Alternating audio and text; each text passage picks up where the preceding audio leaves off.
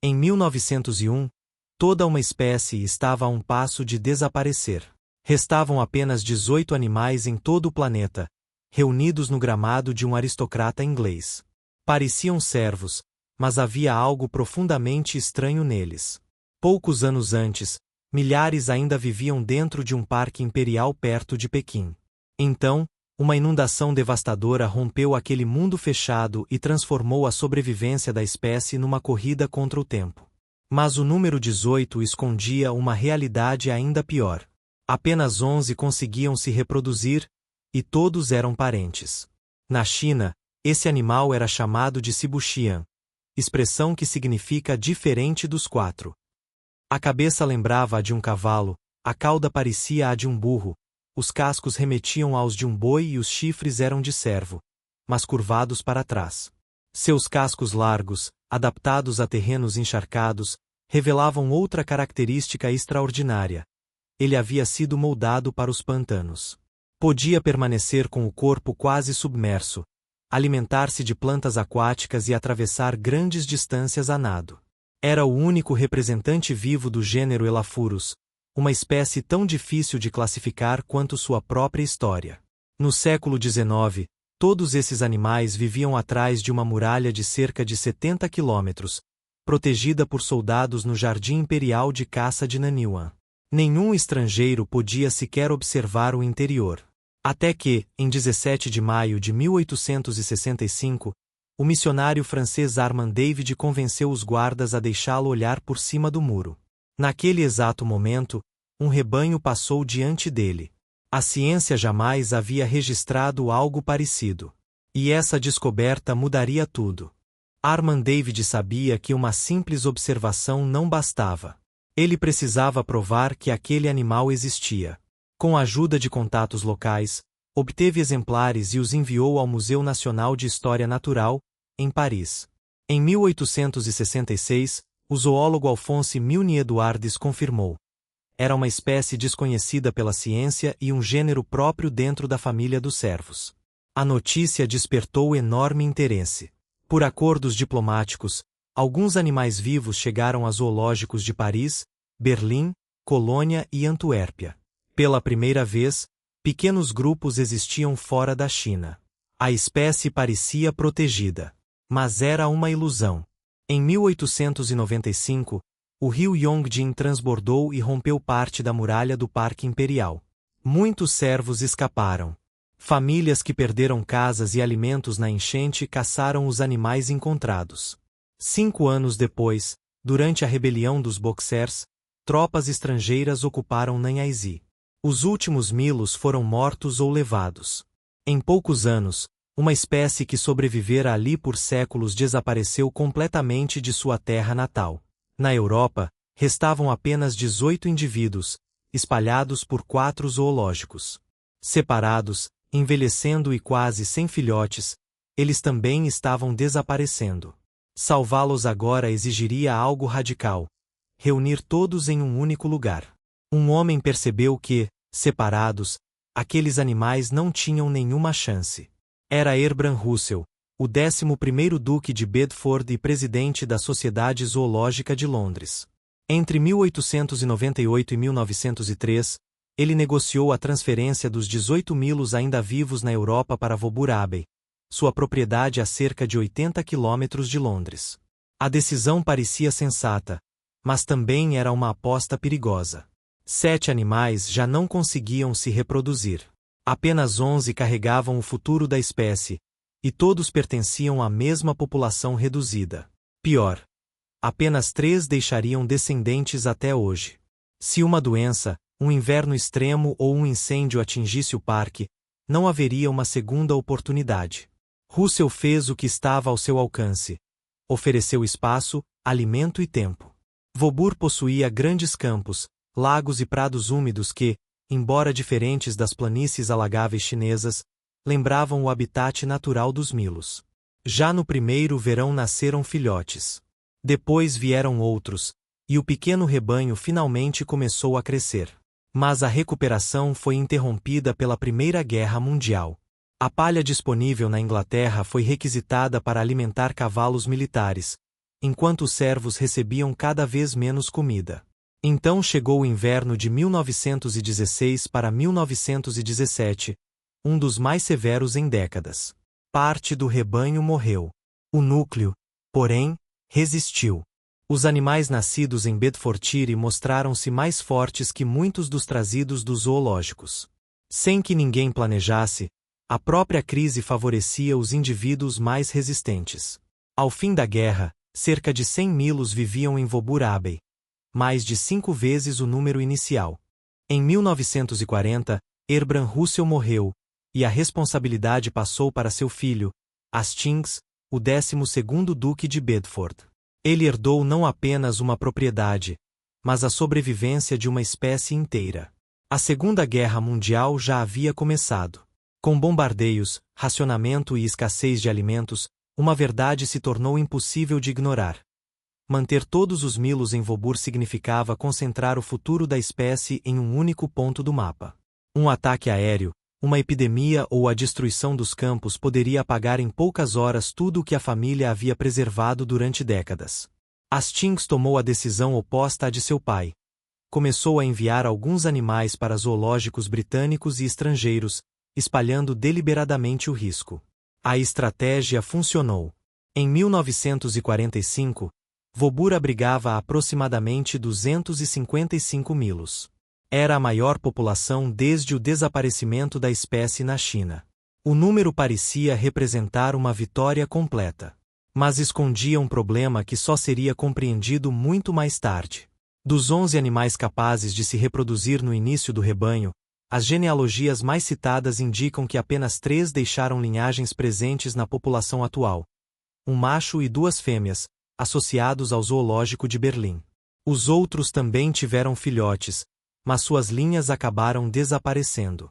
Ninguém sabe exatamente por que essas 3 sobreviveram no patrimônio genético da espécie. Talvez seus descendentes fossem mais resistentes. Talvez tenha sido puro acaso. O resultado, porém, é extraordinário. Todos os milos vivos hoje carregam uma herança moldada por um gargalo minúsculo. Décadas depois, diante daquele rebanho inglês, Robin Russell consideraria o próximo passo impossível: devolver os milos à China. Mas a ideia de devolver os milos à sua terra natal não começou apenas na Inglaterra. O impulso decisivo veio quando Qiueli, então ministro da Saúde da China, visitou Woburn Abbey e viu aqueles servos chineses pastando em solo britânico. Depois de conhecer o rebanho, ele ajudou a abrir uma porta quase impossível: convidar Maria Boyd, zoóloga ligada a Oxford e estudiosa da espécie, para avaliar um retorno à China. No papel, o plano parecia simples. Na prática, era quase absurdo. Desde o desaparecimento dos milos, o país havia atravessado rebeliões, guerras, conflitos internos e profundas transformações sociais. Ninguém sabia se ainda existia um habitat adequado, se os animais suportariam o clima ou se havia estrutura para transportá-los, colocá-los em quarentena e mantê-los vivos. Em 1984, Boyd chegou à China e percorreu diferentes regiões em busca de uma área segura. Ela chegou a considerar zonas próximas ao rio Yangtze, historicamente associadas a ambientes úmidos, mas a distância de Pequim dificultaria o acesso a cientistas, veterinários e autoridades. A alternativa escolhida foi Nanhaizi, o antigo jardim imperial onde os últimos milos chineses haviam desaparecido. Só que o lugar já não parecia um santuário.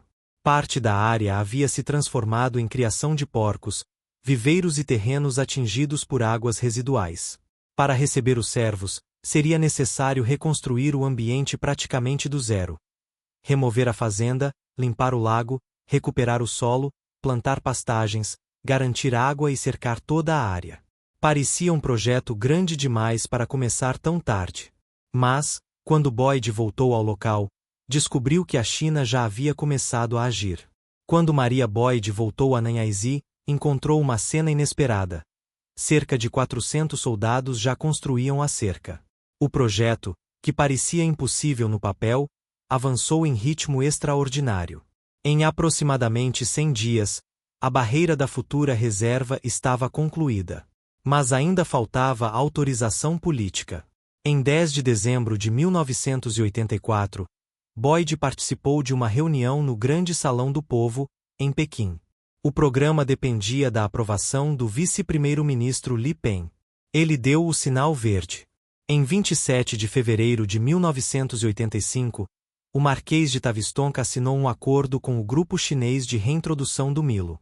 Uma família aristocrática britânica e o governo chinês haviam assumido uma missão histórica: devolver ao país uma espécie perdida havia quase um século. O Marquês acompanhou a passagem dos animais por Paris e o embarque. Seu filho mais velho viajou com os servos, junto do tratador-chefe e de um especialista em quarentena. Nenhum detalhe podia falhar. Ao chegar à China, os milos foram levados para um recinto de bambu. A lei exigia 2 meses de quarentena. E a etapa mais arriscada começava naquele instante. Durante os meses seguintes, uma pergunta preocupou todos os envolvidos.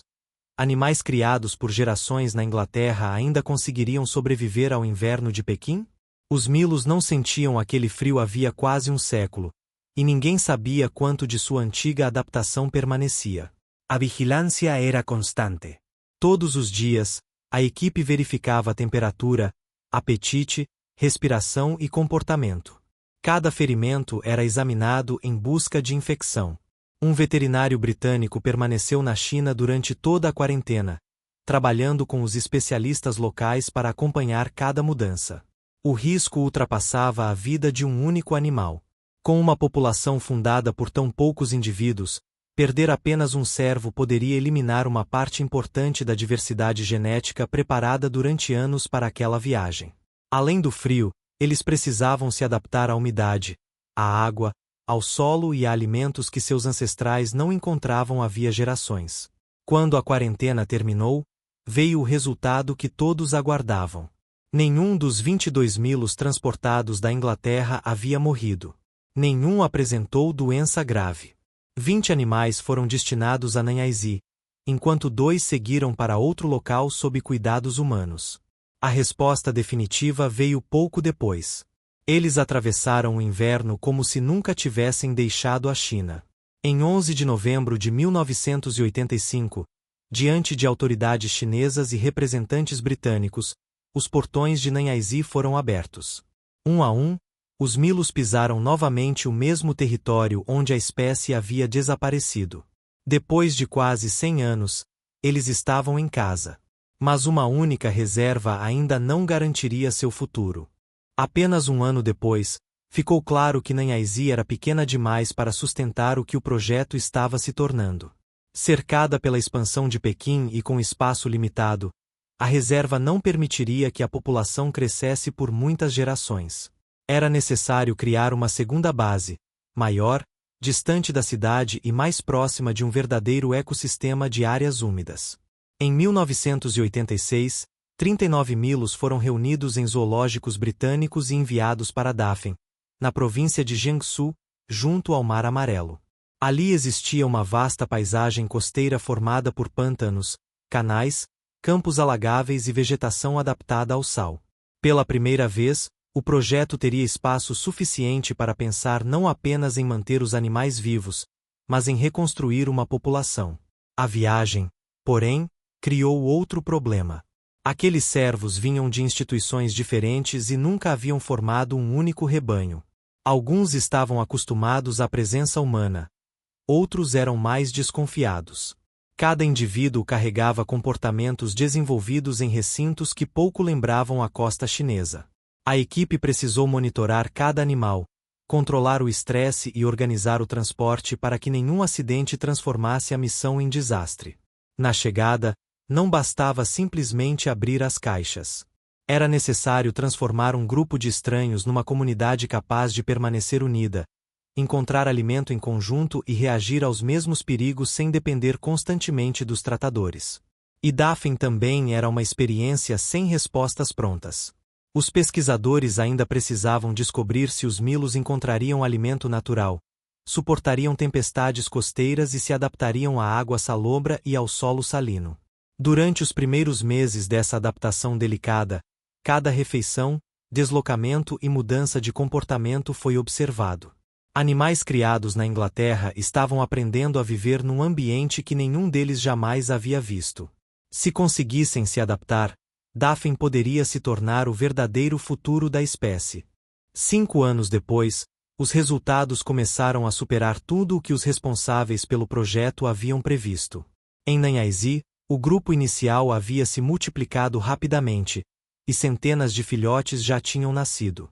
A reserva que um dia parecerá vazia começava a ficar pequena demais. Para continuar crescendo, os milos precisavam ocupar novos territórios e enfrentar ambientes menos controlados. Em 1993, 30 animais foram transferidos para a recém-criada reserva de Shishou, na província de Hubei. No ano seguinte, outros 34 se juntaram ao grupo. Pela primeira vez, a espécie voltava às planícies inundáveis do rio Yangtze, um ambiente muito mais próximo daquele em que seus ancestrais haviam evoluído. Tudo parecia seguir o plano. Então veio a enchente de 1998. As águas subiram com violência, romperam as cercas e abriram a reserva. Dezenas de milos escaparam. Durante algum tempo, muitos foram considerados perdidos. Mas alguns não haviam morrido. Eles atravessaram áreas inundadas, dispersaram-se para o sul do Yangtze e alcançaram refúgios naturais na região do Lago Dongting. Os pesquisadores enfrentaram uma decisão difícil: capturá-los e devolvê-los à segurança da reserva ou deixá-los permanecer onde a enchente os havia levado. Eles escolheram não intervir. Em vez disso, começaram a observar cada deslocamento, cada sinal de alimentação e cada novo filhote. Sem cercas, sem alimentação regular e sem proteção direta, os servos encontraram água, alimento e locais seguros. Depois, começaram a se reproduzir. Aquilo que parecerá uma fuga desastrosa transformou-se no nascimento de uma população vivendo livremente, capaz de ocupar diferentes fragmentos de habitats sem depender diariamente dos tratadores. A enchente de 1895 ajudara a destruir os milos na China. A enchente de 1998, quase um século depois, havia aberto o caminho de volta à liberdade. O número de animais que um dia cabia em um único gramado agora crescia numa escala que ninguém havia imaginado. A enchente de 1998 mostrou que os milos ainda eram capazes de encontrar alimento, atravessar áreas alagadas e formar grupos sem depender diariamente de cercas ou tratadores. 4 décadas depois do retorno à China, a transformação é difícil de compreender. No fim de 2025, o país já reunia cerca de 15 mil milos. Mais de 6 mil viviam em 6 populações livres, formando o maior conjunto selvagem da espécie no mundo. Daphne tornou-se o símbolo dessa recuperação. Os 39 animais levados para a reserva em 1986 deram origem a uma população superior a 8.500 indivíduos. O local também se transformou num dos principais bancos genéticos da espécie e passou a fornecer animais para novos programas de reprodução e reintrodução. O projeto, antes limitado a Nanhaizi e Daphne, espalhou-se pelo país. Mais de 100 populações reprodutivas foram estabelecidas em 27 províncias. Milos passaram a viver em reservas, áreas costeiras, planícies inundáveis e regiões onde a espécie não era vista havia gerações. Nenhum desses números surgiu por acaso. Foram necessárias décadas de restauração de áreas úmidas, transporte cuidadoso, acompanhamento veterinário, intercâmbio entre reservas e proteção contínua do habitat. De 18 sobreviventes na Europa a aproximadamente 15 mil animais na China, a recuperação parecia completa. Mas o crescimento escondia uma fragilidade que nenhum aumento populacional poderia apagar. Porque, por trás de milhares de animais, permanecia uma realidade inquietante. A população havia crescido, mas sua diversidade genética continuava extremamente baixa. O gargalo iniciado com os últimos milos europeus ainda podia ser detectado no DNA moderno. Estudos genômicos encontraram diversidade inferior à observada em outros servos e sinais duradouros de contração populacional e endogamia. Isso não significa que a espécie esteja condenada, mas aumenta a vulnerabilidade a doenças, problemas reprodutivos e mudanças ambientais. Por isso, reservas mantêm bancos genéticos, registram genealogias e transferem animais entre populações para evitar que grupos isolados se tornem ainda mais aparentados. Essas medidas reduzem o risco, mas não recuperam variantes genéticas desaparecidas há mais de um século. Existe ainda outro paradoxo. Apesar de milhares de milos viverem na China e de várias populações circularem livremente, a IUCN continua classificando a espécie como extinta na natureza. Uma reintrodução só representa recuperação completa quando populações conseguem sobreviver por longo prazo, reproduzir-se e enfrentar ameaças sem depender da intervenção humana.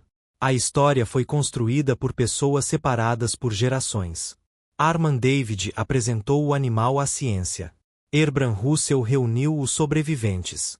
Robin Russell ajudou a devolvê-los à China. Hoje, os milos voltaram aos pantanos, atravessam rios e criam filhotes fora das cercas. Mas a pergunta final já não é quantos existem.